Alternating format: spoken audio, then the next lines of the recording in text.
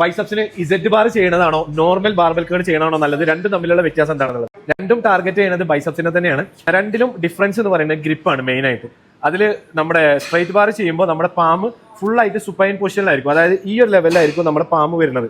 അപ്പൊ അതുകൊണ്ട് തന്നെ അത് കൂടുതൽ നമുക്ക് ബൈസെപ്സിനെ ഇൻവോൾവ് ചെയ്ത് സ്ട്രെങ്ത് ആയാലും സൈസ് ആയാലും ബിൽഡ് ചെയ്യാൻ ഏറ്റവും ബെസ്റ്റ് നമ്മുടെ സ്ട്രൈറ്റ് ബാർബൽ കേർൾ ആണ്. ഇനി ഇസെഡ് ബാറിന്റെ പ്രത്യേകത എന്താ ചോദിച്ചു കഴിഞ്ഞാൽ ഇസെഡ് ബാർ ഒന്നും കൂടെ നാച്ചുറൽ ഗ്രിപ്പാണ്.